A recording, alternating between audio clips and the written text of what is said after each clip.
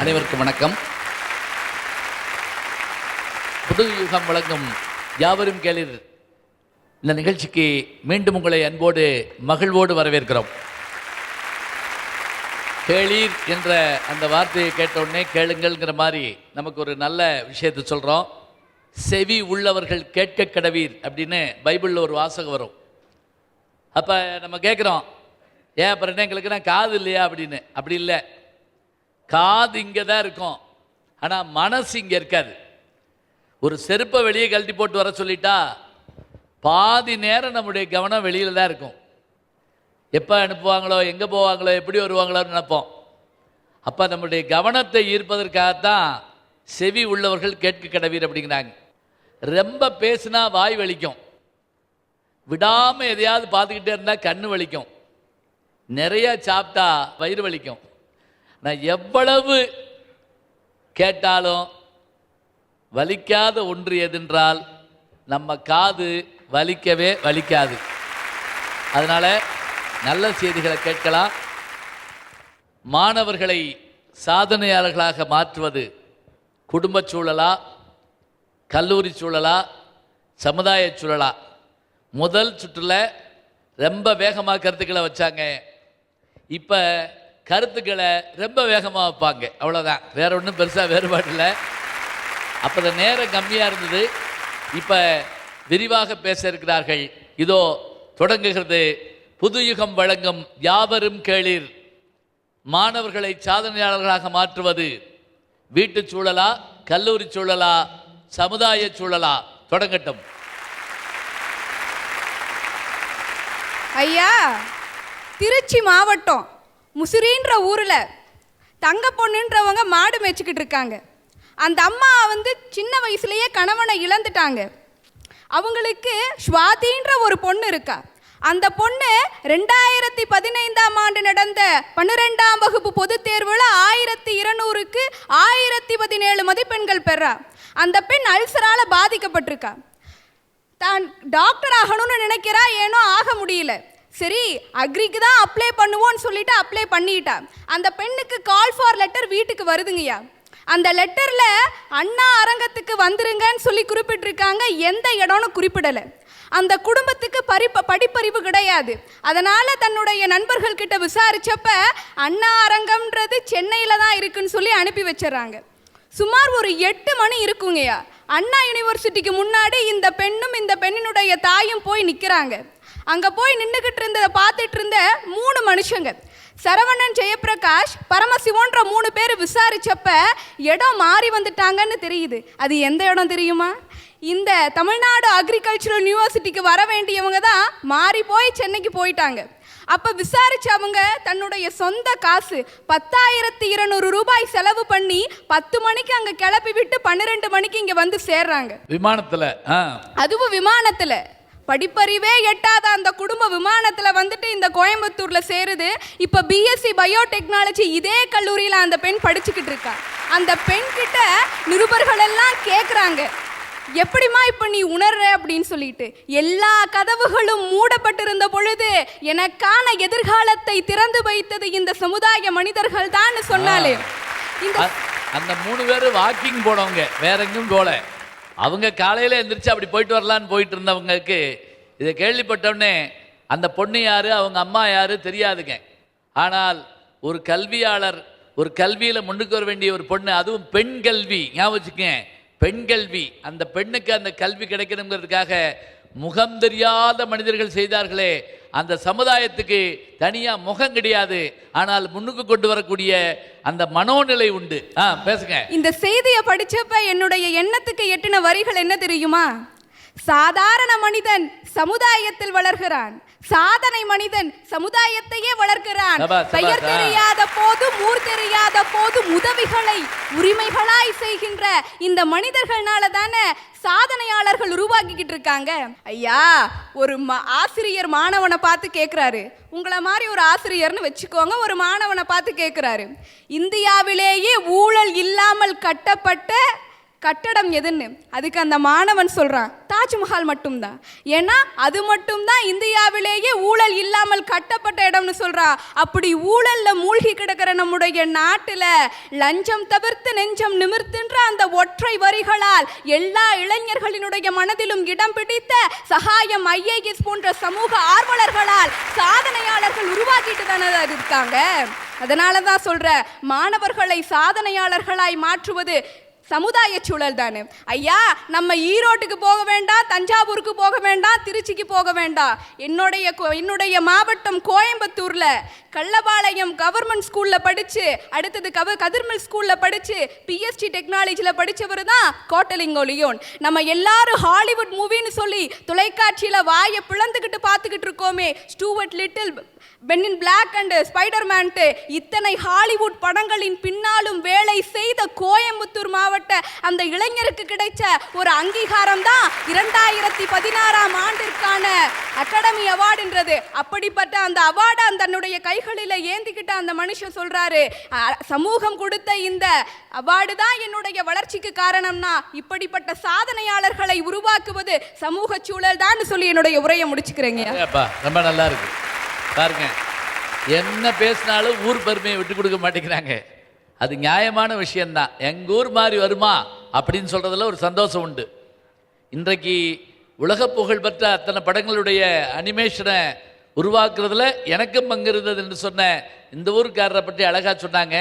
சமூகமே எனக்கு இந்த அங்கீகாரத்தை கொடுத்தது அல்ல, வாய்ப்பை கொடுத்தது. பிறகு அங்கீகாரம் கிடைக்குது. வாய்ப்பு கொடுக்கலன்னா என்ன ஆகும்? அழகாக சொல்லியிருக்காங்க. அடுத்து, மாணவர்களை சாதனையாளர்களாக மாற்றுவது எங்க குடும்ப சூழல் தாங்க. சோறு சூடா இருந்தா நாம சாப்பிடுவோம், சோறு சுவையா இருந்தா சாப்பிடுவோம்.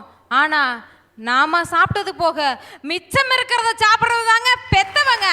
அப்படிப்பட்ட பெத்தவங்க தாங்க ஒவ்வொரு மாணவனோட சாதனைக்கு பின்னாடி இருக்கிறாங்க. இன்னைக்கும் நான் காலேஜ் முடிஞ்சு கிராமத்தில் இருக்கிற எங்க பாட்டியை பார்க்க போவேங்க. பேத்தி எப்போ வருவான்னு அந்த கிளவி காத்து கிடக்குங்க.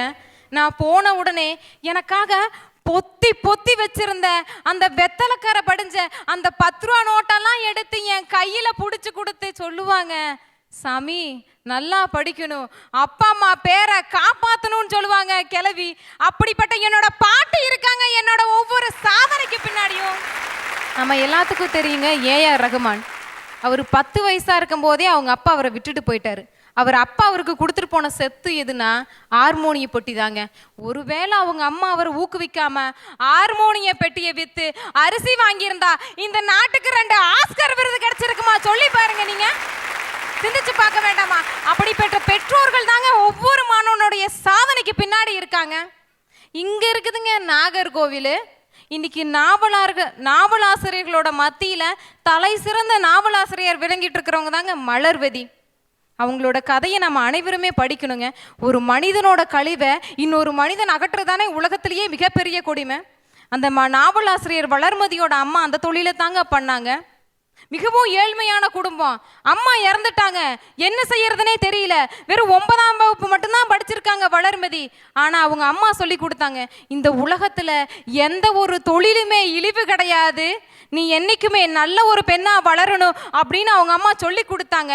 இன்னைக்கு அந்த வளர்மதி தன்னுடைய தாயவே கதாநாயகியா வச்சு அவங்க அம்மாவோட வாழ்க்கை வரலாறையே தூப்புக்காரி அப்படின்ற ஒரு நாவலா போட்டு இன்னைக்கு அந்த நாவலுக்கு சாகித்ய அகாடமி விருது பெற்றிருக்கிறாங்கன்னா அப்படிப்பட்ட பெற்றோர்கள் தானுங்க ஒவ்வொரு மாணவனுடைய சாதனைக்கு பின்னாடி இருக்காங்க. சரி, அவங்களுக்கு பாருங்க, பேச்சு வர்றப்பவே அப்படியே உணர்வு காரணமாக பேச்சு நின்று போயிடுது. அந்த அவங்க பாட்டியை பற்றி சொல்கிறப்ப அநேகமா இந்த புதுயுகம் டிவி பார்த்துருவாங்கல்ல, கட்டாயமா பேத்தி பேசுகிறத காமிச்சு சொல்லுவாங்க. தொலைக்காட்சி எவ்வளோ பெரிய லாபத்தை தருது பாருங்க. என்ன விடாமல் பார்த்தா தான் தப்பு, அதான் பிரச்சனை. ஒரு கணவன் போய் டாக்டர்கிட்ட மனைவியை கூப்பிட்டு போய் சொன்னானா, இந்த அம்மா விடாமல் டிவி பார்த்துக்கிட்டே இருக்கு அப்படின்னு இருக்கான். டாக்டர் சொன்னாரா, இது ஒன்றும் நோய் இல்லையேன்னு. இல்லை, கரண்ட் போயிட்டாலும் மெழுகுவர்த்தியை பொருத்தி வச்சு பார்த்துக்கிட்டே இருக்கு அப்படின்னு. அது ரொம்ப முத்திரும் நிலைமைன்னு அர்த்தம். அது இதை நீங்கள் மனைவிக்கும் சொல்லலாம், கணவனுக்கும் சொல்லலாம், பரவாயில்ல. சொன்னாங்க பாருங்க, அந்த தூப்புக்காரிங்கிற லாவல் எப்படிப்பட்ட ஒரு பெண்ணு, எந்த சூழலில் தன்னுடைய தாயினுடைய நிலையை மனசில் வச்சு எழுதியிருக்கணும். இன்னைக்கு அந்த விருது கிடைச்சிருக்குன்னு சொன்னால் அது காரணம் அந்த குடும்பம் தானேங்கிறாங்க. உறவுங்கிற சொல்லுக்கு பின்னாடி தானங்க இத்தனை பலம் இருக்குது. அருமையாக சொல்லியிருக்காங்க.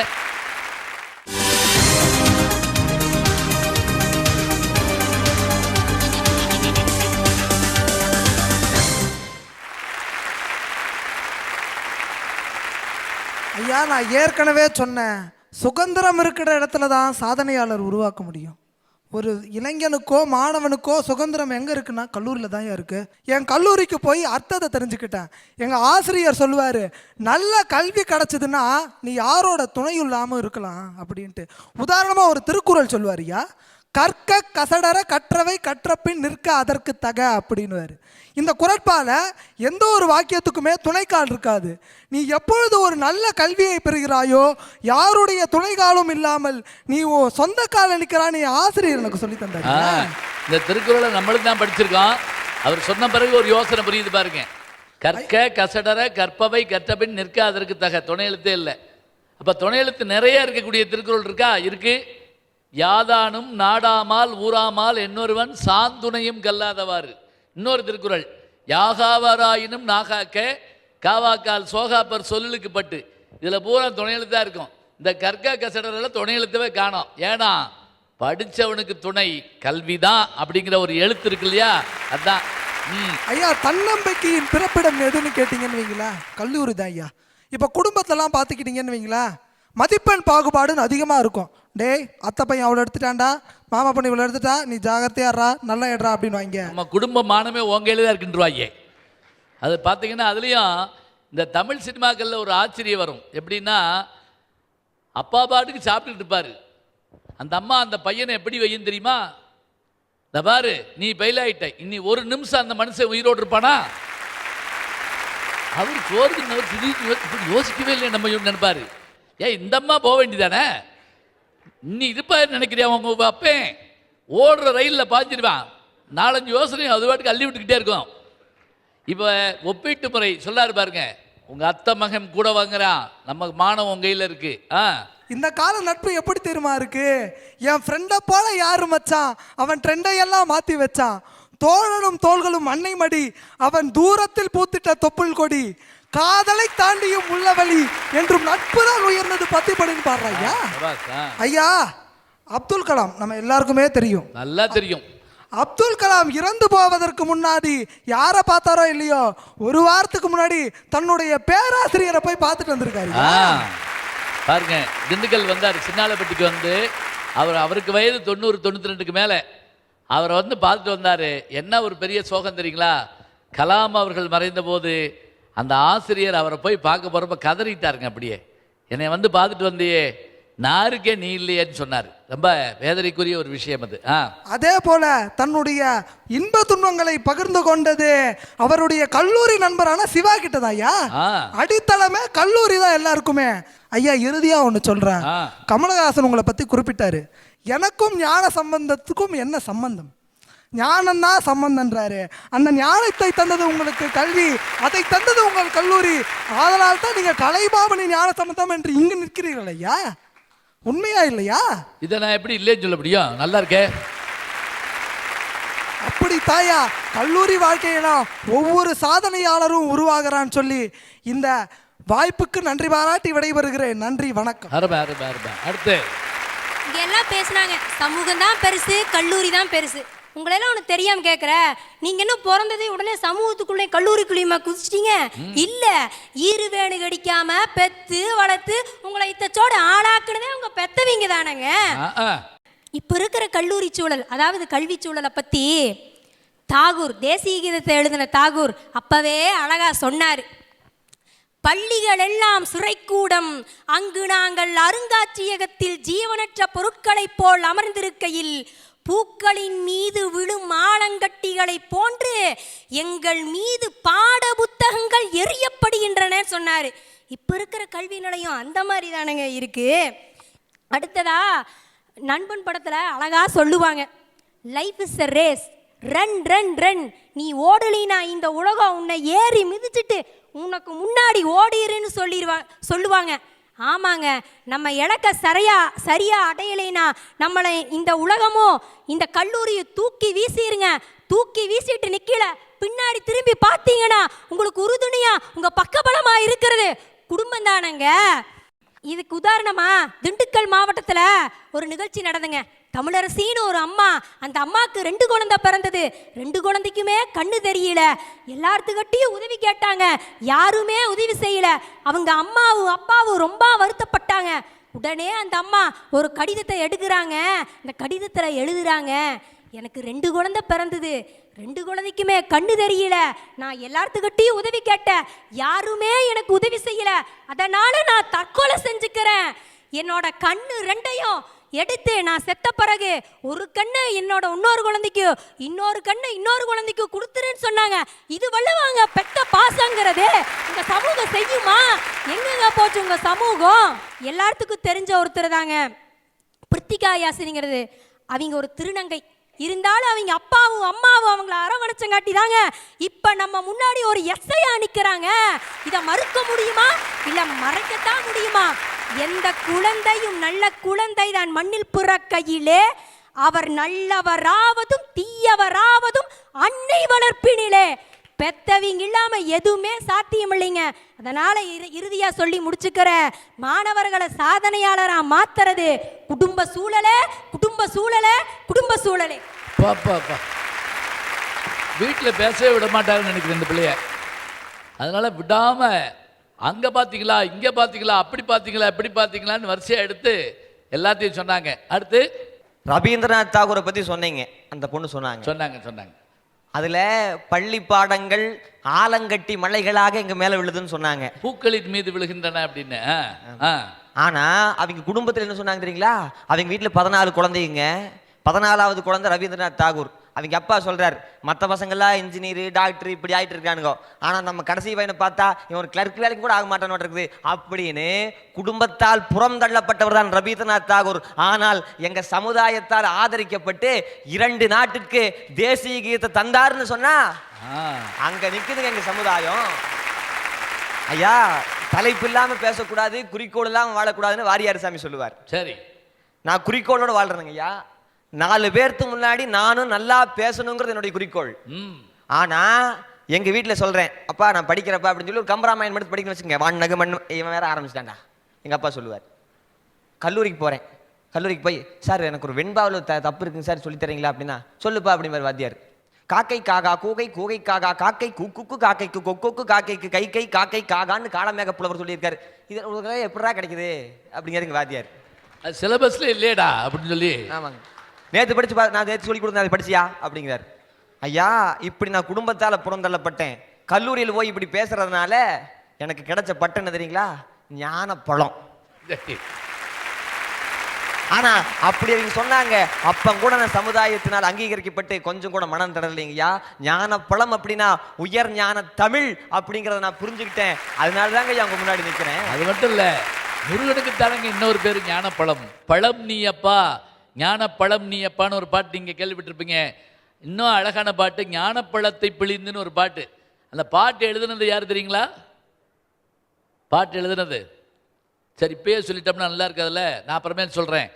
இன்னொன்னுங்க ஐயா, 9ஆம் வகுப்புல நான் படிக்க போனோம். 9ஆம் வகுப்பு படிக்க போகும்போது வாத்தியார் சொன்னார், தம்பி 9வது பாடம் முக்கியம் இல்லை, 10வது உன்னோட வாழ்க்கையினுடைய டேர்னிங் பாயிண்ட், முரண்நிலை, அதை படி படி படி படின்னு என்னை ஒரு மாறு ஆக்கிட்டாருங்க ஐயா.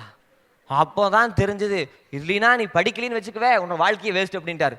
நான் புக்கை பார்த்து முறைச்சு படிச்சு 10th மார்க் எடுத்தேங்க ஐயா.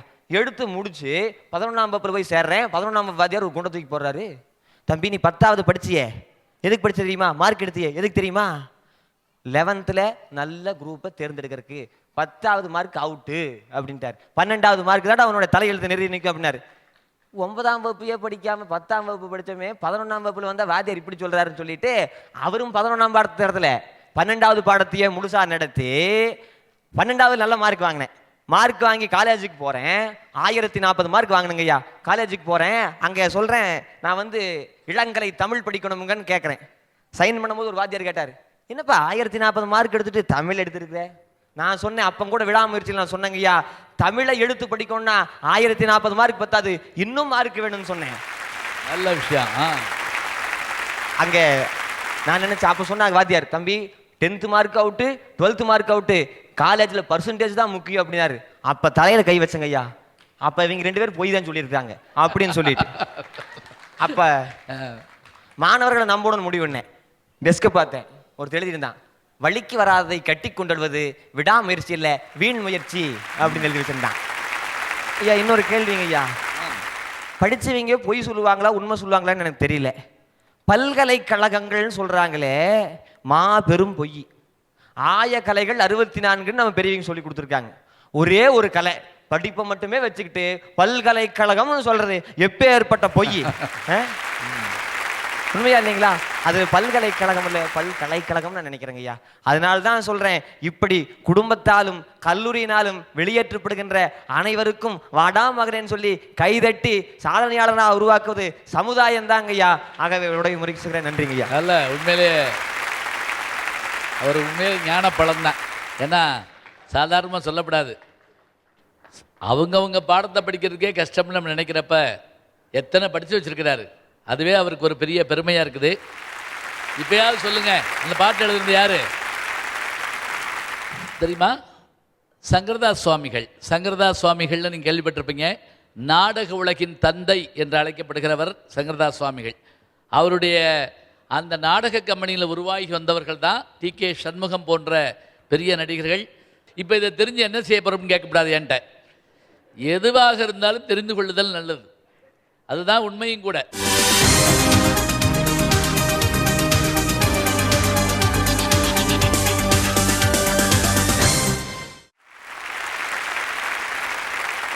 ஐயா, சகோதரி பேசும்போது ஒன்று சொன்னாங்க, குடும்ப சகோதரி. நான் இந்த நிலைமை காரணமே என் குடும்பம் தான் அப்படின்னு ரொம்ப ஆணித்தரமாக அடிச்சு சொன்னாங்க. நமக்கு இங்கே உட்கார்றது கொஞ்சம் பதட்டமாக தான் இருக்குது. இந்த பக்கம் தம்பி பழத்தில் புந்து செம்மாட்டி அடித்தார். அதில் எனக்கு ஒன்று தான் ஒரு சொல்ல வேண்டிய விருப்பம்.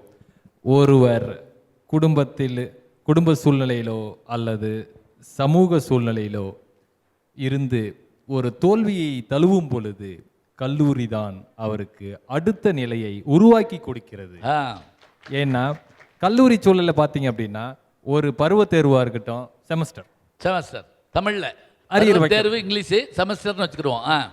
அரியர் வைக்கலாம், ஃபர்ஸ்ட் இயர்லேயே அரியர் வச்சிடலாம். ஃபைனல் இயர் 4 வருடம் இன்ஜினியரிங் படிக்கும்போது 4 வருடம் இருக்கு. ஒவ்வொரு 6 மாதத்துக்கு ஒரு முறையும் ஒரு வாய்ப்பு அளித்து கொண்டே இருக்கிறார்கள். நீங்கள் எப்பொழுதெல்லாம் தோல்வியுடைகிறீர்களோ அப்பொழுது ஒவ்வொரு முறையும் உங்களுக்கு கல்லூரி வாய்ப்புகளை அள்ளி கொடுத்து கொண்டே இருக்கிறது. மீண்டும் கல்லூரி முடிச்சதுக்கு அப்புறமும் அரியர் இருந்தா அப்புறமும் ஒரு 3 வருஷம் 4 வருஷம் திருப்பி எப்படியாவது நீ வாழ்க்கையில் அடுத்த நிலையை அடைய வேண்டும். அதுதான் கல்லூரி சூழல். தடவை கீழே விழுந்தாலும் நீ எந்திரிக்கணும்டா மகனே அப்படின்னு நினைக்கிறது கல்லூரி தான். ரொம்ப அழகா சொல்றாரு. அடுத்து வேற யாருக்கா? பாகிஸ்தான்ல இருக்க சின்ன பொண்ணு மலாலா யூசுஃபைசாய் பத்தி உங்க எல்லாத்துக்கும் தெரிஞ்சிருக்கும். அவங்க சொன்னாங்களாம், என் நாட்டில் பெண்களுக்கெல்லாம் சரியா கல்வி இல்லை, அதனால அவங்களுக்காக நான் ரோட்ல இறங்கி போராட போறேன்னு சொன்னாங்களாம். அப்போ கூட இருந்தவங்கலாம் சொன்னாங்களாம், நீ ஒரு சின்ன பொண்ணு, ஒரு பொம்பளை பிள்ளைக்கு எதுக்கு இந்த வேலையெல்லாம், போய் வீட்டில் கடைன்னு சொன்னாங்களாம். மலாலா தான் ஆசையை குடும்பத்திட்ட போய் சொன்னாங்களாம். அப்போது அவங்க அப்பா சொன்னாங்களாம், ஓ மனசுக்கு எது சரின்னு படுதோ அதை நீ செய், எது நடந்தாலும் நான் உன் கூட இருக்கேன்னு சொல்லி ஊக்கம் கொடுத்தாங்களாம். அதனால தான் இன்னைக்கு 2 புல்லட்டை நெஞ்சில் வாங்கினாலும் அசராம நின்று போராடிட்டு வர மலாலா யூசுஃபைசாய் தான் இந்தியாவில் இருக்க 100கணக்கான இளைஞர்களுக்கு ஒரு ரோல் மாடல்னு சொன்னா அந்த சாதனைக்கு பின்னாடி இருக்கிறது குடும்பம் இல்லையா? இன்னைக்கு ஸ்மார்ட் ஃபோனுன்னு ஒன்று அறிமுகப்படுத்தினதே இந்த சமுதாயம் தானுங்க. அந்த ஸ்மார்ட் ஃபோன் தான் ரோட்டில் தலை நிமிர்ந்து நடக்க வேண்டிய மாணவர்கள் எங்களை தலை குனிஞ்சு நடக்க வச்ச பெருமையுடையது. ஆடி போய் ஆணி வந்தா என் பையன் டாப்பா வந்துருவான்னு சொல்ற அம்மாக்களை விட ஆண்ட்ராய்டு போன் அப்படிங்க அடுப்புல போட்டா என் பையன் டாப்பா வந்துருவான்னு சொல்ற அம்மாக்கள் தான் இன்னைக்கு தமிழ்நாட்டில் அதிகம். பெற்றவங்க பேச்சு கேட்டு ஒழுங்கா டிராவல் பண்ணிக்கிட்டு இருக்க ஒரு பையன் கல்லூரியில நண்பர் சொல்ற ஒரே ஒரு வார்த்தையில தான் விழுந்துடுறான். அந்த ஒரு வார்த்தை என்னன்னா, மச்சி அந்த பொண்ணு ஒன்றை மட்டும்தான் பார்க்குறா. அதுக்கப்புறம் எங்கே போய் சாதிக்கிறது? அந்த பொண்ணு நம்மளை லவ் பண்ணுறாளா இல்லையான்னு சோதிக்கிறதுக்கே நேரம் சரியாக இருக்குது. 1999 வேர்ல்டு கப் நடக்குது. மே 24ஆம் தேதி இந்தியாவுக்கும் கென்யாவுக்கும் மேட்ச்சு. அன்னைக்கு சச்சின் டெண்டுல்கர் விளையாண்டு 140 ரன் அடித்து ஜெயிச்சு கொடுத்தாருங்கிறது மட்டும்தான் தெரியும். ஆனால் அதுக்கு முந்தின நாள் மே 23 அப்போ என்ன நடக்குது தெரியுங்களா?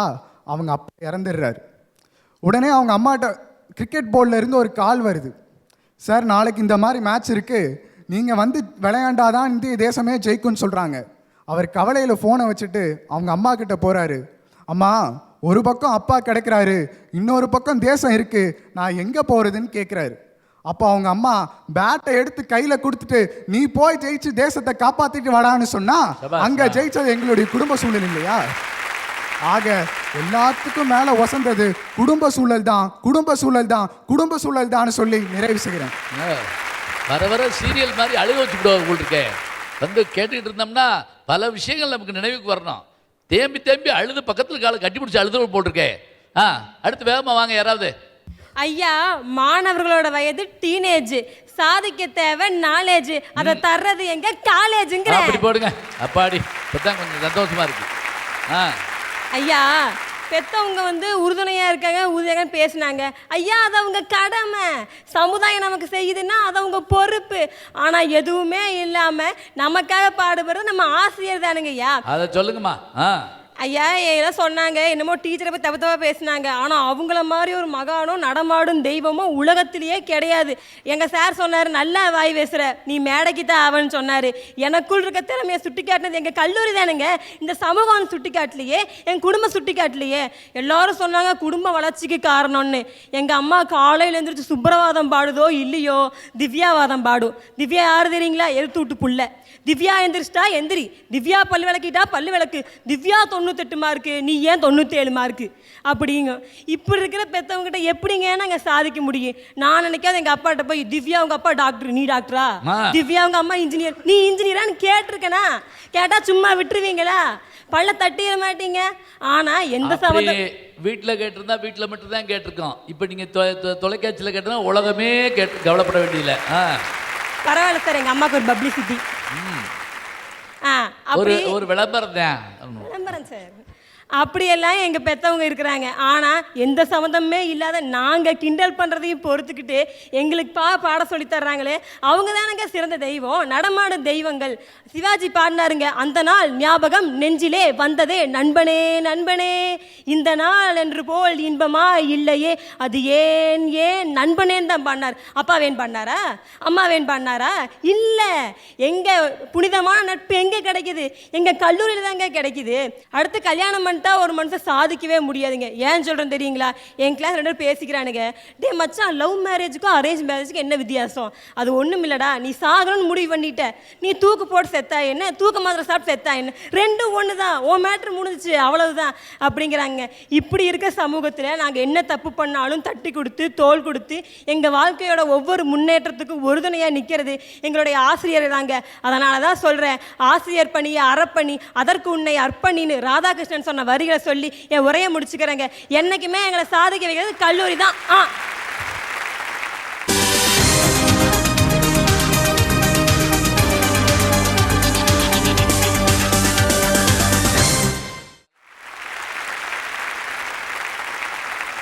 மாணவர்களுடைய சாதனைக்கு அப்படி என்று சொல்லுகின்ற பொழுது, இந்த மாணவ சமுதாயமே உன்னை நான் வணங்குகிறேன். இங்க இருக்கின்ற மாணவர்களை பார்த்து ஒரே ஒரு கேள்வியை கேட்கின்றேன். இந்த கோயம்புத்தூர் எங்கள் மண் என்று சொல்லுகிறீர்களே, இந்த 14 பேரை மட்டுமே நான் ஒரு கேள்வி கேட்கின்றேன். எத்தனை பேர் கோயம்புத்தூர் உள்ள மத்திய சிறைச்சாலைக்கு சென்றிருக்கிறீர்கள்? பார்க்கறதுக்கு போயிருக்கீங்கன்னு கேட்கிறாரு. மத்திய சிறைச்சாலையில் யாரும் ஜெயிலுக்கு போக சொல்ல, மத்திய சிறைச்சாலை பார்த்திருக்கிறீர்களா? எத்தனை பேர் போயிருக்கீங்கன்னு நீங்க 3 பேர் கை தூக்கிடாதீங்க. நான் ஒரு தடவை ஒரு நிமிஷம் ஐயா, ஒரு தடவை நான் ஜெயிலில் போய் பேசிட்டு வந்தேன். அதுலேருந்து வெளியே வந்த ஒருத்தர், நாம் சென்னைக்கு போகிறப்ப பஸ்ஸில் என் கூட வந்திருக்காரு. வந்தவர் என்னை பார்த்து கை கொடுத்தாரு. சார் ஞாபகம் இருக்கா, ஜெயிலில் சந்திச்சமேன்னாரு. என் பக்கத்தில் உட்காந்துருந்துமே சென்னை வர்ற வரைக்கும் என்னை பயத்தோடையே பார்த்துக்கிட்டு இருந்தான். கைகால் பட்டால் கூட என்னை கொன்றாதீங்க அப்படிங்கிறான். நான் ஏதோ குத்த வழி, நான் ஆகஸ்ட் 15க்கு பேச போனவேன். சொல்லுங்கய்யா. அந்த மத்திய சிறைச்சாலையில் நான் ஏன் சொல்கிறேன் என்று சொன்னால், நான் முதலிலே ஒரு செல்ஃபோன் வாங்கி கொண்டு, நீங்கள் நம்பினாலும் சரி நம்பாவிட்டாலும் சரி, அந்த செல்லை எடுத்துக்கொண்டு, அதான் முதலில் நான் வாங்கிய கேமரா செல், அந்த செல்லை எடுத்துக்கொண்டு நான் கோவிலுக்கு போகவில்லை, வேறு சாமியை நான் எடுக்கவில்லை, என் பேரன் பேத்திகளை நான் எடுக்கவில்லை. நேரடியாக கோவை மத்திய சிறைச்சாலைக்கு வந்து அந்த மத்திய சிறைச்சாலையிலே வாவு சிதம்பரனார் இழுத்த செக்கை நான் போட்டோ எடுத்தேன். நீங்கள் எத்தனை பேர் அந்த செக்கை பார்த்திருக்கிறீர்கள்? சொல்லுங்கள். சொல்லுகின்ற திராணி நமக்கு கிடையாது. ஏனென்று சொன்னால் இந்த நாட்டை பற்றியோ இந்த நாடு விடுதலை அடைந்ததை பற்றியோ இந்த சமுதாயத்தை பற்றியோ நமக்கு கவலை இல்லை. நமக்கு கவலை எல்லாம் எனக்கு என் பிள்ளைகள் படிக்க வேண்டும், சொகுசாக ஐடியிலே உட்கார வேண்டும், 40,000 ரூபாய் சம்பளம் வாங்க வேண்டும், 35,000 ரூபாய் வாங்குற ஒரு பிள்ளையை கட்டி வைக்க வேண்டும், அவங்க 2 பேரும் அங்கே ஒரு பிளாட் வாங்க வேண்டும், அங்கே வாழ வேண்டும். இதை தவிர பெற்றோருக்கு என்ன அக்கறை இருக்கிறது? தயவு செய்து மாணவர்களே, நீங்கள் பெற்றோரை மதியுங்கள், ஆசிரியரை வணங்குங்கள், நான் மறுக்கவில்லை. ஆனால் இந்த சமுதாயத்தை தயவு செய்து சீர்தூக்கி பாருங்கள். அரசியலை குறை சொல்கிறீர்களே, இந்த நாட்டம் எடுத்த அரசியலிருந்து ஒரு நல்ல அரசியல்வாதியாக நீங்க வாருங்கள், நல்ல சகாயமாக நீ வாருங்கள், நல்ல ஒரு குடிமகனாக வாருங்கள். தயவு செய்து சமுதாயம்தான் இந்த நாட்டிற்கு ஒரு விடிவு காலம் கொடுக்கும் என்ற நம்பிக்கையிலே மாணவர்களை கையெடுத்து கும்பிட்டு கேட்டுக்கொள்கிறேன். தயவு செய்து சமுதாயத்தை துறந்த எந்த மனிதனும் போற்றப்படுவதும் பட்டதும் இல்லை, போற்றப்பட போவதும் இல்லை என்று சொல்லி இந்த வாய்ப்புக்கு நன்றி கூறி அமைகிறேன். நன்றி, வணக்கம். ரொம்ப உணர்வுபூர்வமா சொல்றாரு. வஉசின்னா யாருன்னு ஒருத்தர் என்ன சொன்னார்ங்களா? துணி கிழிஞ்சு போனா தைக்கிறதுக்கு ஒரு ஊசி உண்டு, தேசம் என்கின்ற அந்த துணி கிழிந்த போது தைக்க வந்த வஉசி தான் சிதம்பரம் பிள்ளை என்று அழகா சொல்றாங்கன்னா அற்புதமா சொல்லியிருக்காரு. அடுத்து, மனிதன் ஒரு சமூக விலங்குன்னு சொல்லாங்க. உண்மைதாங்கய்யா. இன்னைக்கு மனிதன் சமூகத்தில் ஒரு விலங்காக தான் இருக்கான். அதனால தாங்கய்யா பெண்களை வெளியே அனுப்பும்போது எங்கள் மேல் ஆசிட் வீச்சுகளும் கற்பழிப்புகளும் நிகழுது. இந்த சமூகமாயா எங்களை சாதனையாளராக மாற்றப் போகுது. அடுத்தது கல்லூரிக்கு வருவோங்கய்யா. கல்லூரியில் தவறான அணுகுமுறை ஆசிரியர் செஞ்சதால கல்லூரியிலே தற்கொலை பண்ணிக்கிற நிலைமை தாங்கய்யா இன்னைக்கு கல்லூரியில் இருக்கு. ஐயா, என்னை பொறுத்த வரைக்கும் பெத்தவங்க கண்ணில் இருந்து கண்ணீரை வர வைக்கணுங்கய்யா. ஆனால் எல்லாரும் சொல்லுவாங்க அதை விட பாவச்செயல் எதுவும் இல்லைன்னு. இன்னைக்கு சாதனையாளராக நின்று நான் இங்கே பேசிகிட்டு இருக்கும்போது எங்கோ ஒரு மூலையிலிருந்து என் அம்மா கண்ணில் கண்ணீர் வரும் பார்த்தீங்கய்யா, அதுதாங்க ஐயா சாதனை. அந்த கண்ணீரை தான் ஏன் வர வைக்கணும்னு நான் சொல்லுறேன். ஐயா, என் பேர் கல்பனாங்கய்யா. எல்லாரும் அடுத்த நிமிஷம் கேட்பாங்க கல்பனா சாவ்லாவன்னு. உண்மைதாங்க ஐயா. கல்பனா சாவ்லா பின்னாடி இருந்தது அவங்க அப்பா தானங்கய்யா. அதே மாதிரி கல்பனா ரமேஷா நான் ஒரு நாள் எல்லாத்து முன்னாடியும் சாதனை படிச்சு நிற்பேங்கய்யா. என் பின்னாடி என் அப்பா இருப்பாரு. இப்படிப்பட்ட ஊக்கத்தையும் ஒரு அன்பையும் பாசத்தையும் கொடுத்தது என் குடும்பம் தாங்கய்யா. அந்த குடும்பம் தான் என் ஒரு மாணவனை சாதனையாளராக மாற்றும்னு சொல்லி என் உரையை முடிச்சு. நல்லா இருக்கு. பார்த்தீங்களா, ஒரு பேர் வைக்கிறப்ப எதுக்காக அதனுடைய முக்கியத்துவம் இருக்குன்னு சொன்னால் அதுபோல வர வேண்டும் என்பதற்காக. வெறும் கல்பனான்னு கேட்க மாட்டாங்களாம். கல்பனா சாவ்லாவா அப்படின்னு ஒரு வார்த்தை கேட்குறாங்கன்னா என்ன அர்த்தம்? நீ கல்பனா சாவ்லாவாக மாற வேண்டும் என்று அந்த வீட்டார் மட்டுமில்லை எல்லோரும் விரும்புகிறார்கள் என்றால் சாதனையை தருவது வீடுங்கிறாங்க. அடுத்து, கல்லூரினா என்னங்க ஐயா? உங்களுக்கு தெரிஞ்ச விஷயத்த சொல்லுங்க பாப்போம். கல்லூரினா ஞாயிற்றுக்கிழமை லீவு. கல்லூரினா நட்பு, அறிவுலகம், ஒரு படி முன்னேற்றம், இதெல்லாம் சேர்ந்தது தாங்கய்யா கல்லூரி. பார்த்தீங்களா, நான் சொல்ல வேண்டியது அவங்க சொல்கிறாங்க, அவங்க சொல்ல வேண்டியது நான் சொல்கிறேன். கல்லூரினா என்ன? லீவ் விட்டால் தான் சந்தோஷங்கிறது நான் சொல்கிறேன். ஆனால் அவங்க சொல்கிறாங்க இல்லை, நட்பு, நல்ல சூழல் எல்லாம். அண்ணா சொன்னாரு. எந்த அண்ணா? இந்த அண்ணா. சரி. எங்க தாத்தா புத்தகத்தெல்லாம் கொடுத்து என்னை படிக்க வச்சாருன்னு. இப்ப இருக்கிற குடும்ப சூழல்ல கதை கேட்க நாங்க தயாரா இருக்கோம். கதை சொல்ல தாத்தா பாட்டி இருக்காங்களா? அதை கேளுங்க. தனி குடுத்தனத்துக்கு அனுப்பி வச்சுட்டு அவங்கள முதியோர் இல்லத்துக்கு அனுப்பி வைக்கிறாங்க. இப்படிப்பட்ட குடும்ப சூழலும் சமுதாய சூழலும் எங்களை எப்படிங்க சாதனையாளரா மாத்தும்? கல்லூரி சூழல் தான் எங்களை சாதனையாளரா மாத்துது. ரைட். அவங்க கேட்குற கேள்வியில் நியாயம் இருக்குது. தாத்தா பாட்டி இருந்து கதை சொல்லுவாங்கன்னு சொன்னா அந்த தாத்தா பாட்டி இப்போ எங்கே இருக்காங்க? அவங்க கொண்டு போய் முதியோர் இல்லத்தில் விட்டுறாங்க. அதான் என்னுடைய நண்பர் ஒருத்தர் பட்டிமன்றத்தில் பேசுகிறப்ப சொல்லுவார், அந்த முதியோர் இல்லத்தில் விட்டுட்டு போகிற போது அந்த தாய் கண்ணீர் விட்டாலாம். என்ன, இருட்டா இருக்கே, பிள்ளை வீடு போய் சரியாக சேர்ந்துருவானா அப்படின்னு. விட்டுட்டு போனது முதியோர் இல்லத்தில். ஆனால் என்ன நினைக்கிறா, என் பிள்ளை ஒழுங்காக வீடு போய் சேருவானா என்று நினைக்கிறாள் என்றால் எப்படிப்பட்ட தாய். ரொம்ப அருமையாக சொல்லியிருக்காங்க.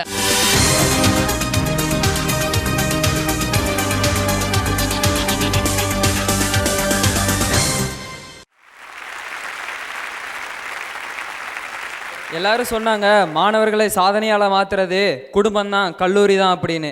இதுக்கு நான் ஒன்று சொல்கிறேன்யா, என்னையவே எடுத்துக்கங்க. என் குடும்ப சூழ்நிலை எப்படி இருந்துச்சு தெரியுமா? என் அம்மா இருக்காங்க, என்னை பெத்தாங்க, வளர்க்கலை. 6 மாத பிள்ளையிலேருந்தே என் பாட்டி வீட்டில் என்னை விட்டுட்டு போயிட்டாங்க.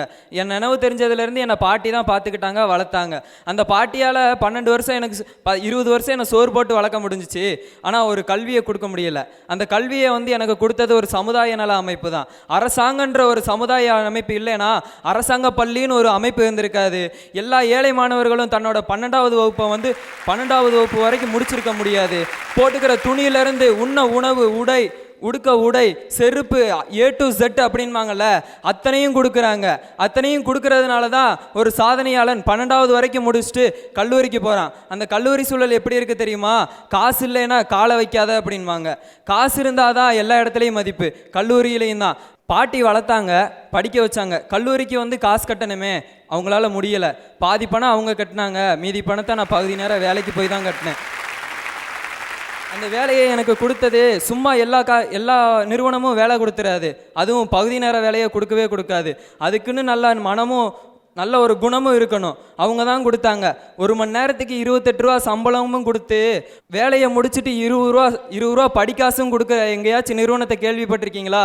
மாணவர்கள் வந்தால் போதும், அவங்க கற்றுக்கிட்டா போதும், வேலை செஞ்சால் போதும், நான் காசு தரேன், அவங்க படிக்கட்டும் அப்படின்னு திருப்பூரில் இருக்கிற TNS தாங்க சார் எங்களை வேலைக்கு சேர்க்குது. இணைய மாதிரி எத்தனையோ ஏழை மாணவர்கள் அவங்க வேலைக்கு சேர்த்து பார்ட் டைம் வேலை கொடுத்து படிக்க வைக்கிறாங்க சார். சமுதாயம் என்ன செஞ்சிச்சின்னு நீ கேட்காத சமுதாயத்தை. உன்னைய ஒருத்தன் சொல்லணும், சமுதாயத்துக்காக இவர் இப்படி பண்ணினாருன்னு சொல்லணும். அப்போதாயா ஒரு சாதனையால் வெளியே வருவான்.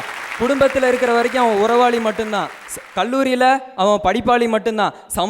சமூகத்துக்கு வரையில தான் அவன் போராளியாக வரான். அந்த போராளியை தாயா நம்ம சமூகம் விரும்புது. அந்த போராளி மட்டும்தாயா சமூகத்தில் சாதனையாளனாக முடியும்ன்ட்டு எனக்கு இங்கே நிற்க வச்சு என்னைய பார்க்குற அழகு பார்த்து எனக்கும் திறமை இருக்குன்னு அழகு பார்த்த இந்த புதுயுகம் சேனலும் ஒரு சமூகம் தாயா. இந்த இடத்த எனக்கு கொடுத்த அந்த டிவிக்கு நான் நன்றியை சொல்லிக்கிறேன். அதோட என்னோட உரையை முடிச்சுக்கிறேன். இன்னொரு வரைக்கும் பேசுனதெல்லாம் படிச்சுட்டு வந்து பேசுனதுங்க. எல்லாரும் அவங்கவுங்க அனுபவங்கள், புத்தகங்கள். அவர் தான் அவருடைய வாழ்க்கையை பேசுகிறார். உண்மையை சொல்ல போனால் தாய் தந்தையரை விட்டுட்டு போயிட்டாங்களாம், அவங்க பாட்டி தான் படிக்க வச்சுருக்குறாங்க. ஒன்றுமே செய்யாமல் ஃபெயிலாக போகிற பையங்களை பார்க்குறப்ப நமக்கு என்ன கோபம் வருது? படித்து கொண்டே பெற்றோரை இழந்த போதும் கூட, இழந்துன்னா என்ன அர்த்தம்? உயிரோடு இருக்காங்க ஆனால் வரல. அந்த பாட்டி இருந்து பார்த்துக்கிட்டாங்கன்னா சமூகம் எத்தனை பெரிய சாதனைகளை தந்திருக்கிறது. அதுக்கு ஒரு உதாரணம் நம்முடைய கற்குவேல் என்கின்ற இந்த மாணவர் என்று சொன்னால் அவருக்கு நம்முடைய பாராட்டுக்களை ரொம்ப முழுமையாக சொல்லணும். சொன்னார் பாருங்க, புதுயுகம் என்கின்ற இந்த சமூக சேனல் தானே என்னை கொண்டு போய் சேர்க்குது. எத்தனை பெரிய விஷயம். உங்களுக்கு ரொம்ப பாராட்டுக்கள். அடுத்து, இப்போ திடீர்னு நம்ம குடும்பத்தில் ஒரு ஆக்சிடென்ட் ஆயிடுதுன்னு வச்சுக்கோங்க, என்ன பண்ணுவோம்? நம்ம சொந்தக்காரங்களுக்கெல்லாம் சொல்லுவோம், இந்த மாதிரி ஒரு ஆக்சிடென்ட் ஆயிடுச்சுங்க, இந்த மாதிரி ரத்தம் தேவைப்படுது அப்படின்னு சொல்லிட்டு ஒரே பதட்டமாக இருக்குது. எப்படியாவது ரத்தம் வாங்கி நம்ம அப்பாலையும் அத்தனையும் எப்படியாவது காப்பாற்றி ஆகணும் அப்படின்னு சொல்லிட்டு ஒரே பதட்டத்தோட சொந்தக்காரங்கிட்ட போவான். எனக்கு இந்த மாதிரி ரத்தம் வேணுங்க, எங்கள் அப்பாவை காப்பாற்றி ஆகணுங்க அப்படின்னு சொல்லிட்டு போனால், ஐயோ இல்லை தம்பி, எனக்கு சர்க்கரை இருக்குது, உப்பு இருக்குது, காரம் இருக்குதுன்னு சொல்லிட்டு 1008 காரம் சொல்லி மழுப்பிடுவேன். ஆனால் இதே நியூஸை எங்கள் காலேஜ் ஸ்டூடெண்ட் கிட்ட சொன்னீங்கன்னா பறந்தடிச்சுக்கிட்டு தன்னோட அப்பா அம்மாவை காப்பாற்றுறத நினச்சி ஓடி போய் ரத்தம் கொடுக்குறாங்க இல்லையா சார்? அது ஒரு சாதனை தானே சார்? தன்னோட அப்பா அம்மாவும் தன்னோட ஃப்ரெண்டோட அப்பா அம்மாவையும் பிரித்து பார்க்காத ஒரே இனம்னா அது தன்னோட கல்லூரி மாணவர்கள் மட்டும்தான் சார். நான் அங்கேயும் இங்கேயும் போலிங்க சார். நான் என்னோட லைஃபையே சொல்ல வரணுங்க. நானும் சாதாரண நெசவாளர் குடும்பத்திலிருந்து வந்தவதாங்க சார். 8வதுக்கு மேலே எங்கள் அப்பா படிக்க வைக்க மாட்டேன்ட்டாரு. ஏன்னா நீ அதுக்கு மேலே பணம் கட்டோன்னா 1008 எத்தனையோ செலவு இருக்குதுங்க சார், படிக்க வைக்க மாட்டேன்ட்டாரு.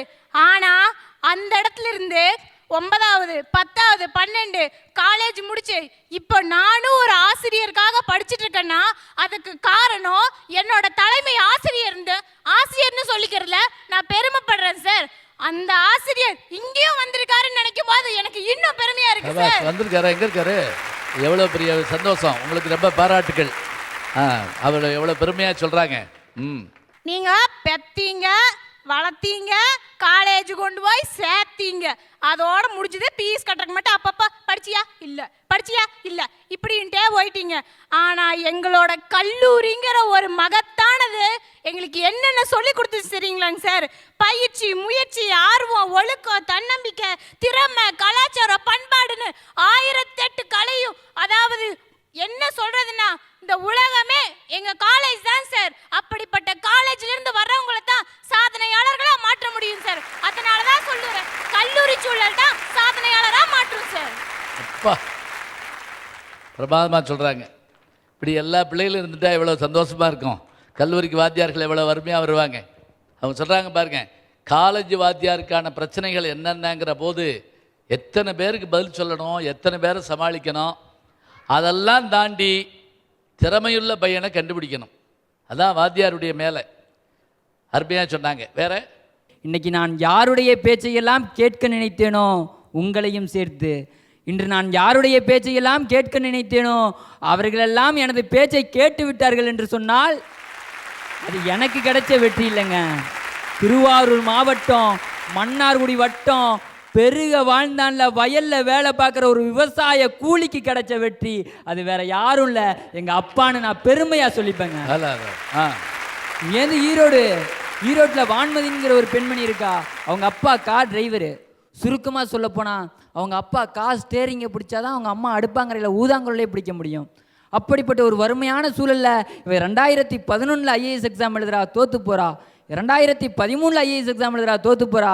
இத்தோட ஐஏஎஸ் எக்ஸாமுக்கும் நமக்கும் அவ்வளோதான், எல்லாமே முடிஞ்சு போச்சுன்னு நினச்சி மூளையில் உட்காராம நம்முடைய அப்பா எதிர்த்த வீட்டில், பக்கத்து வீட்டில், சொந்தக்காரவங்கள்ட்டெல்லாம் நம்ம பொண்ணு வருங்கால கலெக்டரு, என் பொண்ணு வருங்கால கலெக்டரு, என் பொண்ணு வருங்கால கலெக்டர்னு சொல்லி சொல்லி பெருமைப்பட்டுக்கிட்டாங்களே அப்படின்னு அந்த மனசில் ஏந்திக்கிட்டு புத்தகம், தொட்டு பார்த்தால் ஒரு காகிதம், அதை தொடர்ந்து படித்தால் ஒரு ஆயுதம்ங்கிற ஒரு பொன்மொழியை ஏந்திக்கிட்டு நல்லா இருக்கு.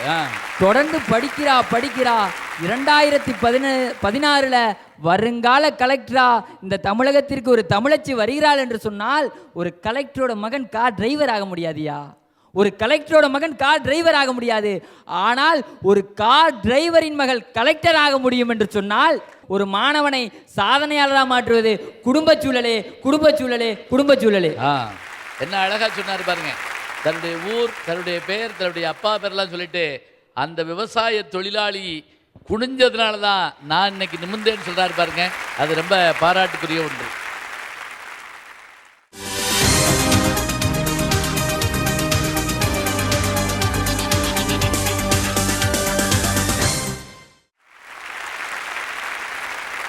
ஐயா, ஒரே ஒரு உதாரணம் சொல்றேன். ஒரு பள்ளியில ஓட்டப்பந்தயம் நடக்குது. அதுல 4 மாணவர்கள் கலந்துக்கிறாங்க. அதுல ஜெயிச்சு வரான் பாத்தீங்களா, அவனை இந்த துறைக்கு தகுதியானவன்னு சொல்லலாம். அதே போட்டி மாவட்ட அளவில் நடக்குது. அதில் ஜெயிச்சு வரான் பார்த்தீங்களா, அவனை இந்த துறைக்கு திறமையானவன்னு சொல்லலாம். அதே போட்டி மாநில அளவில் நடக்குது. அதில் ஜெயிச்சு வரான் பார்த்தீங்களா, அவனைத்தான் இந்த துறையில் சாதனையாளர்னு சொல்லுவோம். 4 பேர் கூட ஓடும்போது உங்கள் இலக்கு சின்னதாக இருக்குங்க. அதுவே 40 பேர் கூட ஓடி பாருங்க, உங்கள் இலக்கு கொஞ்சம் சிறந்ததாக இருக்கும். அதுவே 400 பேர் கூட ஓடி பாருங்க, கண்டிப்பா சொல்றேன் உங்க இலக்கு மிகப்பெரிய வெற்றிக்குரிய இலக்காக தாங்க இருக்கும். 4 பேருன்னு சொன்னது தாங்க குடும்ப சூழல். 40 பேரா இருக்கிறது கல்லூரி சூழல். 400 பேரா இருக்கோம் பாத்தீங்களா, அதுதாயா நம்ம சமுதாய சூழல். நல்ல விஷயம். எந்த ஒரு இளைஞன் தான் செய்யற விஷயத்த தனக்கும் பயனா வச்சுக்கிட்டு இந்த சமுதாயத்திற்கும் பயனா கொடுக்கறான் பாத்தீங்களா, அதுதாங்க உண்மையான சாதனை. நீங்க இத்தனை பேர் பேசுறீங்களே, அதுல பெண் பேச்சாளர்கள் நிறைய இருக்கிறீங்க. இங்க அடிக்கிற வாய் உங்க வீட்டுல அடிச்சு பாருங்களேன், உங்களை வாயாடிம்பாங்க. அதே பேச்சு இந்த சமுதாயத்துல வந்து பேசுங்க, உங்களை பேச்சாளரும் பாங்க. இங்க மலாலாவை பத்தி சொன்னீங்களே, என்ன அந்த மலாலாவை உங்களுக்கு எப்படி தெரிஞ்சது? இந்த சமூகம் அவங்களுக்கு நோபல் பீஸ் பிரைஸ்னு கொடுத்தனாலதான் உங்களுக்கு தெரிஞ்சது, இல்லைன்னா அவங்கள பத்தி உங்களுக்கு தெரிஞ்சிருக்குமா? இதெல்லாம் புரியாம கல்லூரி தான் பெருசு, குடும்பம் தான் பெருசுங்கிறவங்களுக்கு 2 வரி மட்டும் சொல்லிக்கிறேங்க. ஒருவேளை சாப்பாட்டுக்கு தேவை விவசாயம், நீங்க சாதிக்கணும்னா உங்களுக்கு தேவை சமுதாயம் சொல்லிட்டு வாய்ப்பளித்தமைக்கு கூறி விடைபெறுகிறேன். நன்றி, வணக்கம். ரொம்ப அழகா தீர்மானமா எல்லா விஷயத்தையும் சொல்றாங்க. சொன்ன மாதிரி 4 பேருக்கு என்ற ஒரு விஷயம், 40 பேருக்கு என்ற ஒரு விஷயம், 4000 பேருக்கு என்ற ஒரு விஷயம்னு வர்றப்ப அதுதான் சமுதாயம்ங்கிறத அழகா சொல்லிட்டாங்க. வேற ஐயா, ஆரம்பத்திலே நான் சொல்லியிருந்தேன், அதாவது ஒரு குழந்தை ஒரு வெற்றிக்கு அடித்தளம் இடுவது தான் முக்கியம் அப்படின்னு நான் சொல்லிட்டு, ஒருத்தர் இருந்தார் ஆரம்பத்தில், இவன் இருந்தால் தீட்டு, இவன் நடந்தால் தீட்டு, இவன் அமர்ந்தால் தீட்டு, இவன் இருந்தாலே தீட்டு என்று ஒதுக்கி வைக்கப்பட்ட ஒரு தீட்டானவன் தான் இறுதியில் இந்திய அரசியல் சாசன சட்டத்தையே தீட்டு தீட்டு தீட்டு என்று தீட்டி தந்திருக்கின்றார் என்று சொன்னால், அன்று ஆரம்ப காலத்தில் அவருடைய பெற்றோர் அவரை பள்ளிக்கு அனுப்பினார். அதை நம்ம தெரிஞ்சுக்கணும். நீதிமன்ற வளாகத்தில் ஒருத்தர் டீ கடை வச்சிருந்தார். அந்த டீ கடையில் அவர் பொண்ணு படிச்சுட்டு இருந்தது. அப்போ அந்த கடைக்கு வந்த மற்ற வழக்கறிஞர்கள்லாம் பார்த்துட்டு, உன் பொண்ணு ஓரளவுக்கு படிச்சிருக்கல, அதை வேலைக்கு அனுப்பி நீயும் உன்னோட காசு பார்த்துக்கல குடும்பத்தில் அப்படின்னு கேட்டார். இல்லைங்க, என் பொண்ணு மேலே படிக்கணும்னு ஆசைப்படுறா, படிக்கட்டும் அப்படின்னு சொன்னார். சொன்னவர் யார் தெரியுமா? அவரை விட அவரது மகளை அறிமுகப்படுத்தி அவரை நான் பெருமைப்பட வைக்க விரும்புகின்றேன். ஏன் அப்படின்னு பார்த்தீங்கன்னா, எந்த வழக்கறிஞர்களாக இவளை படிக்க வைக்காத வேலைக்கு அனுப்புன்னு சொன்னாங்களோ அந்த வழக்கறிஞர்கள் எல்லாமே தன்னுடைய வழக்கிற்கு நீதி கேட்டு நீதி தேடும் நீதிபதியாக அந்த பெண் மாறி இருக்கின்றார் என்று சொன்னால், அந்த அளவிற்கு அவரை உருவாக்கியது அந்த குடும்ப சூழல் தான். என்னுடைய வாழ்க்கையிலே நான் வந்துட்டு 12ஆம் வகுப்பு முடிச்சுட்டு நண்பர்கள் பேச்சை கேட்டு வேற ஒரு பாடத்தேர்வு எடுத்து என்ன செய்யறது திக்கற்ற நிலையில் இருந்தேன். என்னுடைய தாயின் கனவை நனவாக்கணும்னு சொல்லிட்டு எங்கள் அப்பா, நீ வந்துட்டு ஒரு பிஎல் எடுத்து படி, இளங்கலை சட்டம் படி அப்படின்னு சொன்னார். இன்னும் 2 மாதத்தில் இந்த சமுதாயத்தில் நான் ஒரு வழக்கறிஞர் அடையாளம் காணப்பட போகின்றேன் என்று சொன்னால் அதற்கு காரணம் என்னுடைய தந்தை காட்டிய அறிவுறுத்தல், என்னுடைய தாய்க்கு சமர்ப்பணமாக எனது கவிதை. அன்பென்ற மழையிலே அகிலங்கள் நனைந்திட, என் உயிரின் பாதியாய், என் உள்ளத்தின் மீதியாய், உலகம் எனக்கு விளங்கச் செய்தவளே, உன் உயிரை காலம் விழுங்கிவிட்டது. உன் பாசம் தெளித்த தரையிலே தனியே உறங்குகின்றேன்.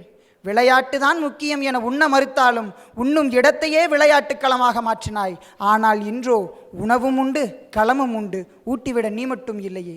ஏனோ என்னை விட்டு பிரிந்தாய், தானே என்னை தவிக்க விட்டு மறைந்தாய். இறுதி நாள் இரவிலும் உன் பாசம் வெளிப்பட்டது, மறுநாள் காலை இறைவனின் மோசம் தென்பட்டது. உணவை அள்ளி என் வாயிலிட்டாய், நறுமணம் அள்ளி என் உடையிலிட்டாய். ஆனால் நானோ உனக்கு அளித்தது ஒரு பிடி மண். வரிகள் முடிந்திடலாம், நீ இன்று என் வாழ்க்கை முடிந்திடாது. காத்திருக்கின்றேன் உன் வருகைக்காக, ஆம் என் தாயே, என் மகளாக. வாழ்வது ஒரு முறை, அதை வாழ்த்தட்டும் இந்த தலைமுறை. அதற்கு குடும்பச் சூழலே உதவும் என்று கூறி வாய்ப்புக்கு நன்றி கூறி விடைபெறுகிறேன். எல்லாரும் சென்டிமெண்ட்ஸ் வர்றப்போ ஒரு நிமிஷம் கலங்கி போயிடுறாங்க.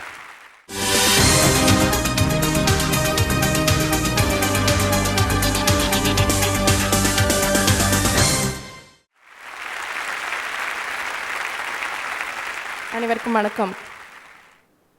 ஐயா முடிவுன்னாரு. அங்கே சுற்றி இங்கே சுற்றி எங்கே சுற்றினாலும் நம்ம இறுதியாக போய் சேர்ற இடம் குடும்பம் தான், இல்லைங்களா? ஒரு குடும்பம் தான் இன்னொரு குடும்பத்தை உருவாக்குகிறது. பல குடும்பங்கள் சேர்ந்தது தான் சமுதாயம். ரோட்டில் போயிட்டுருக்கோம், ஒரு பைக்கில் தவறி விழுந்துடுறோம், ஒன்றும் வேண்டாம், ஒரு சைடு ஸ்டாண்ட் எடுக்காமல் போகிறோம். எத்தனை நண்பர்கள் நம்மை கடந்து போகும்போது ஐயா சைடு ஸ்டாண்ட் எடுக்கல, சைடு ஸ்டாண்ட் எடுக்கலன்னு சொல்கிறாங்க. அந்த சமூகம் எதை நோக்கி சொல்லுது தெரியுமா? அந்த பைக்கில் செல்பவரை தன்னுடைய அண்ணனாகவோ தம்பியாகவோ தன்னை அந்த இடத்துல வச்சு பார்க்குறாங்க. ஐயோ நம்ம அப்படி சைடு ஸ்டாண்ட் எடுக்காமல் போனால் விழுந்துருவோமே, அப்படி ஒரு நண்பர் போயிட்டு இருக்கிறாரே, காப்பாற்றுவோன்னு நினைக்கிறாங்க. ஒரு மாணவன் பள்ளியில இருந்து வீட்டுக்கு வர்றான். வாத்தியார் அம்மா ஒரு கடிதம் கொடுத்து அனுப்புகிறார்கள் அந்த மாணவனுடைய தாய்க்கு. அதை கொண்டு வந்து தான் அம்மா கிட்ட கொடுக்குறார். அம்மா அதை விரித்து படிக்கிறார். அந்த மாணவன் முன்னாடி படிக்கிறாங்க. உங்கள் மகன் மிகவும் அறிவு வாய்ந்தவனாக இருக்கிறார், மிகவும் புத்திசாலி. அந்த மாணவனுக்கு இங்கே பாடம் எடுக்கின்ற அளவுக்கு ஆசிரியர்களுக்கு புத்தி கூர்மை இல்லை. அதனால் நீங்கள் வீட்டிலேயே உங்கள் மகனுக்கு சொல்லிக் கொடுங்கள் என்று படித்துவிட்டு தன்னுடைய மகனுக்கு என்ன செய்ய முடியுமோ அதை செஞ்சிட்டு இருக்காங்க. பிற்காலத்திலே அந்த மகன் வளர்ந்து பல சாதனைகளை புரிந்து பிற்காலத்திலே தன் தாயார் இறந்து போன பின்பு அந்த தாயாரின் மேஜையை சுத்தப்படுத்தி கொண்டிருக்கிற போது ஒரு ஓரத்திலே அந்த கடிதாசி கிடக்கிறது. எடுத்த அந்த மாணவன் பார்க்கிறார். இப்போது அவர் மிகப்பெரிய உலகமே போற்றக்கூடிய சாதனையாளர். உன் பையன் ஒரு வேலைக்கு ஆக மாட்டான், அவனையெல்லாம் இங்கே வச்சு எங்களால் கட்டி மேய்க்க முடியாது, முடிஞ்சா சொல்லி கொடு, முடியாட்டி என்னமோ பண்ணிக்கோன்னு அந்த கடிதாசியில் எழுதியிருந்தது. அப்படியே கண்ணீர் விட்டு அழுதார். அந்த எவ்வளவு பெரிய விஷயத்தை மறைச்சிட்டு தன் தாயார் எவ்வளோ அழகாக ஹேண்டில் பண்ணார்னு சொல்லி பெருமைப்பட்ட அந்த ஒரு மனிதர் ஐன்ஸ்டீன். ஐன்ஸ்டீனை உருவாக்கியவர் அவருடைய தாய், விவேகானந்தரை உருவாக்கியவர் அவருடைய தாய், அன்னை தெரசாவை உருவாக்கியவர் அவருடைய தாய். எந்த ஒரு நல்ல மனிதனும் அவருடைய குடும்பத்தாலேயே தீர்மானிக்கப்படுகிறார்னு சொல்லிட்டு ஆயிரங்களில் ஒருவராக அடையாளப்படுத்துவது சமுதாயம். 1000 பேர் இருந்தாலும் தனி ஒருவனாக அடையாளம் காட்டப்படுவது தான் குடும்பம்னு சொல்லி எனக்கு வாய்ப்பளித்த அத்தனை நல்லுள்ளங்களுக்கும் நன்றி கூறி விடைபெறுகிறேன். நன்றி, வணக்கம். அருமை அருமை அருமை. நான் வகுப்பறையில் பாடம் நடத்தினா 40 பேர் கேட்கும். அதே நான் மைக்கில் பேசினேன்னா ஒரு 400 பேர் கேட்கும். ஒரு வானொலியில் நான் பேசினேன்னா ஒரு 4 லட்சம் பேர் அல்லது ஒரு 2 கோடி பேர் கேட்கும். அதே நான் தொலைக்காட்சி கொண்டு வந்தால் உலகத்தினுடைய அத்தனை மூலையில் இருக்க அவ்வளோ பேருக்கும் போய் சேரும்னு சொன்னால் பேசுவது ஒரு செய்தி தான், அது எத்தனை பேருக்கு போய் சேருதுங்கிறது ரொம்ப முக்கியம். இன்றைக்கு இவர்கள் எங்கெங்கிருந்தோ வந்திருக்காங்க. அவர்களுடைய குடும்ப கதை, அவருடைய கல்லூரி கதை, அவர்கள் பெற்ற அனுபவம், அவருடைய சமுதாயம் எல்லாவற்றையும் எடுத்து சொன்னாங்க. இது இன்றைக்கு உலகம் முழுவதும் போய் சேரப்போகுது. பேச்சு என்ன செய்யணும்னா சிந்தனையை தூண்டணும்னா, சார்லி சாப்ளினை பற்றி ஒரு வார்த்தை, அவர் ஊமை படங்களில் தான் நடித்தார், ஆனால் அதை பற்றி எல்லோரும் பேசிக்கொண்டே சென்றார்கள். அதுதான் உண்மை. அவர் நடித்தது ஊமை படம் தான், ஆனால் பார்த்தவங்க அதே பிரமாதம் அற்புதம் என்று பேசிக்கொண்டே போனார்கள். பேச்சரங்கத்தினுடைய தன்மையே அதுதான். ஒரு மாணவனை சாதனையாளனாக மாற்றுவது எதுன்னு கேள்வி கேட்டு வீட்டு சூழல், சமுதாய சூழல், கல்லூரி சூழல் 3 சொன்னாங்க. நான் முதல் கூட்டத்திலேயே சொன்ன மாதிரி இதில் தீர்ப்பு சொல்கிறதெல்லாம் கிடையாது. இதை சொல்லிடுறோம், நீங்கள் யோசிச்சு பாருங்க, திரும்ப திரும்ப யோசிங்க. வீட்டு சூழலுக்கு சொன்னாங்க பாருங்க, பெற்றோர்கள் இல்லை என்று சொன்னால் ஒரு பிள்ளை எப்படி வருவான்? வயிற்றில் குழந்தையோடும் தலையில் சுமையோடும் போகிற ஒரு பெண்ணு ஒரு பள்ளிக்கூடத்தை கிடக்கிறப்ப என்னென்ன தெரியுமா, இதில் என் பிள்ளையை சேர்த்து விடுவேன். அது ஆம்பளை பிள்ளையா பொம்பளை பிள்ளையா தெரியாது. ஒரு பெரிய கட்டடத்தை பார்ப்பா, இங்கே என் பிள்ளை வேலை பார்ப்பான். அந்த தாயினுடைய எண்ணங்களே அந்த குழந்தையினுடைய எண்ணமாக பதியுமா, ஞாபகம் வச்சுக்கோங்க. அந்த அம்மா தான் முதல்ல நினைக்கிறான், என் பிள்ளை பெரிய ஆளாக வருவான், பெரிய சாதனை பண்ணுவான். அப்படி என்ற அந்த எண்ணங்கள் தான் பெரிய விஷயம். தகப்பனாரை பற்றி சொன்னாங்கல்ல, இப்போ நாளைக்கு பணம் கட்டாட்டி வெளியே போய் சொல்லிடுவாப்பா அப்படின்னு சொன்ன உடனே அவர் ரிக்ஷா ஓட்டுவராக, ஆட்டோ ஓட்டுநராக, கூலி தொழிலாளியாக, ஏன் இடைக்கால பட்ஜெட்டுங்கிற மாதிரி நம்ம சாதாரணமாக மாத சம்பளக்காரராக இருந்தாலும் கூட ஒரு வார்த்தை என்ன சொல்லுவது தெரியுமா, என் தலையை அடகு வச்சாது கொண்டு வரேன்டா, போடா போடா. நல்லா யோசிச்சு பாருங்க, ஆட்டு தலைக்காவது 50 ரூபா கொடுப்பான், நம்ம தலைக்கு கொடுக்க மாட்டான். ஆனாலும் என்ன தெரியுமா, தான் பிள்ளை எதுவும் ஆயிடக்கூடாதுங்கிறதுக்கு அந்த தகப்பனார் படுற பாடு, அதுதான் அவர்களை கொண்டு வருது.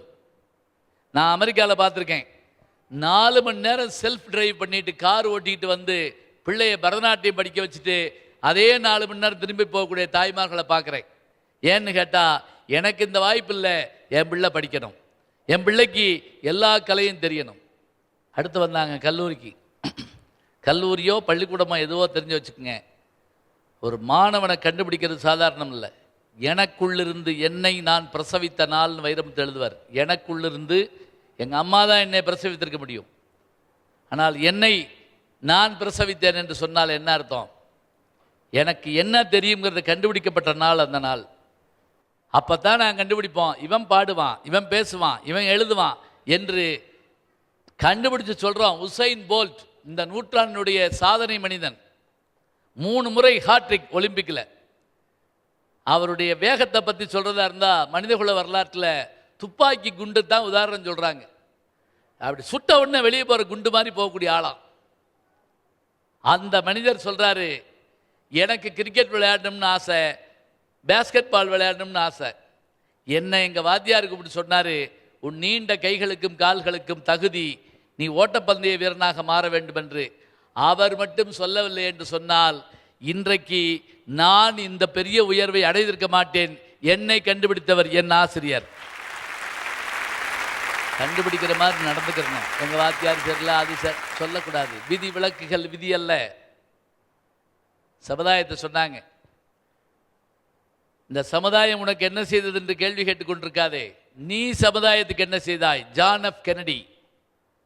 சமுதாயம்னா சாதாரணம் நினைச்சோமா? யோசிச்சு பாருங்க. இந்த அமைப்பு மட்டும் இல்லை என்றால் இப்படி உட்கார்ந்து நம்ம சௌரியமாக பேசிக்கிட்டு இருக்க முடியுமா? எங்கோ ஒருவர் எல்லைப்புறத்தில் இருக்கிறார், எங்கோ ஒருவர் நமக்காக கண்விழித்து கொண்டிருக்கிறார். கண்ணுக்கு தெரியாத மனிதர்களால் தாங்க சமுதாயம் கட்டப்பட்டிருக்கு. உங்களுக்கு அப்பாவுடைய பேரும் அம்மாவுடைய முகமும் ஆசிரியருடைய முகமும் தெரியும், சமுதாயத்துக்கு முகம் கிடையாது. ஆனால் அந்த முகம் இல்லை என்றால் நமக்கு முகம் இல்லை, நமக்கு முகவரியே இல்லை. அதான் உண்மை. நீங்கள் ஷேக்குவாரான்னு பனியன் போட்டிருக்கிறத பார்க்குறோம். இந்த ஷேக்குவாரா அடிப்படையில் யார் தெரியுமா? ஒரு கார்டியாலஜிஸ்ட், இதய நோய் மருத்துவர். அவர் தென் அமெரிக்க நாடுகளில் பயணம் பண்ணுறப்ப ஒரு விஷயத்தை பார்க்குறாரு. ஒரு மாத்திரை இருந்தால் அந்த பிள்ளை பிழைச்சிக்கிறங்க, ஒரே ஒரு மாத்திரை. அதை வாங்க காசு இல்லாமல் மடியில் குழந்தை செத்து போகிறத அந்த பெற்றோர் பார்த்த உடனே அந்த டாக்டர் ஷேக்வார் நினைச்சாராம், நாம் மாற்ற வேண்டியது இந்த மனிதர்களுடைய நோயை அல்ல, சமுதாயத்தினுடைய நோயை நான் மாற்றி காட்டுவேன்னாரு. நம்ம ஊரில் அது யாரு படம் தெரியாமல் ஷேக்வாரா படம் போட்டுருக்கிறோம். சமூகம் எங்கேருந்து கண்டுபிடிச்சி தருது நமக்கு? இதை யோசிச்சு பாருங்க. பெற்றோர்களை சொன்னாங்க, ஆசிரியர்களை சொன்னாங்க, சமுதாயத்தை சொல்றாங்க. சமூகம் கட்டமைப்புகளால் ஆனது. எங்கள் அப்பா இறந்தபோது, என் தந்தையார் இறந்தபோது நான் அவருடைய சிதைக்கு தீ வச்சப்ப என்ன நினைச்சேன் தெரியுமா? என் தந்தைக்கு தீ வைத்ததாக நினைக்கவில்லை. என்னை உருவாக்குவதற்கு தன்னை எருவாக்கிய கருவாக்கிய அந்த மனிதன் இறந்தபோது நான் அந்த கொல்லியை என்ன நினைச்சு வச்சேன்? ஒரு நூலகத்துக்கு தீ வைக்கிறோமோ என்ற ஒரு அச்சம் என் மனதுக்குள் வந்ததென்றால் அப்படியான கல்விமானாக என் தந்தையை பார்த்தேன். குடும்பமும் கல்லூரியும் சமுதாயமும் மனிதர்கள் உருவாவதற்கு சாதனையாளர்களுக்கு எப்படி துணை நிற்கின்றன? நாங்கள் சொல்லிட்டோம், நீங்கள் யோசிச்சு பாருங்க. இப்போ சொன்ன விஷயங்கள் ஒரு துளி அளவு தான். ஐன்ஸ்டீன் சொன்னார், நான் சிப்பிகளை பிறக்கியிருக்கிறேன், முத்துக்கள் கடலுக்குள் இருக்கின்றன. இந்த பேச்சரங்கம் இந்த அளவில் சில சிப்பிகளை உங்களுக்கு தந்திருக்கிறது. முத்துக்களை தேடிடுங்கள், நிச்சயமாக வெற்றி பெறுவீர்கள். மீண்டும் சந்திப்போம். நன்றி, வணக்கம். புதுயுகம் வழங்கும் யாவரும் கேளீர் மீண்டும் தொடரும்.